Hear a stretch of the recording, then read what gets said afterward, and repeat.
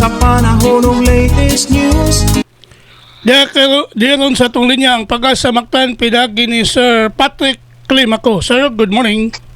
May buntag, Sir Ariel, ug sa ato mga suking digpaminamoni ang atong latest update bahin sa kahimtang sa atong panahon karong adlaw. As of 5 p.m. kagahapon lang atong ginamonitor nga tropical storm na si Helen kay ni gawas na sa atong Philippine Area of Responsibility.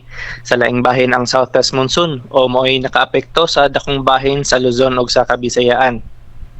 Og para sa atong weather condition sa Central Visayas, makasinati ta og bahagyang marag-umon ngadto sa marag-umon nga kalangitan, hinubanan sa patak-patak na pag-ulan og panugdog tungod sa kilat og tungod sa habagat.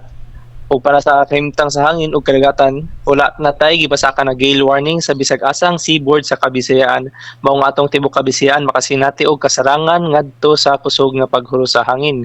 Kagikan sa habagatan ngadto sa habagatan kasag pandiin ang atong kadagatan kasarangan ngadto sa kusog ang mga pagbalod. Hilabi na sa Western Visayas maong padayon gyapon nato gitambag ang atong mga Bisayaan nga mananagat ug katong naay mga sakyang pangdagat nga gagmay nga giingon nga sa giingon nga lugar nga dili sa mo palaot og magamping kita permi. Dinhi sa Cebu atong kadagatan kay motaob unyang alas 11:39 sa buntag ug muhuna sa unyang alas 5:53 sa hapon. Temperatura karong nga adlaw kay anaa sa 26 to 32 degrees centigrado ug atong haring adlaw kay musilang karong alas 5:33 sa buntag ug mosalop unyang alas 5:42 sa hapon. Ug mao na atong latest weather update gikan diri sa Botan, DOST Pag-asa Mactan kanhi si Patrick Climaco. Mayong buntag ug daghang salamat. Salamat, Sir Patrick. May buntag ninyo sa Pag-asa. May buntag po, sir. Salamat. Okay, good morning. Inyong nabati ang atong weather update kondagan sa kahimtang sa panahon Pamukaw, nining adlaw nga Huwebes, action, pizza 19, bulan sa September tuig 2024.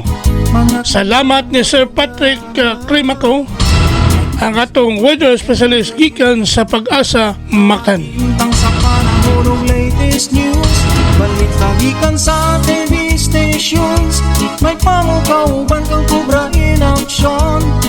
Panautak o paminaon sa'yo sa kabuntagon.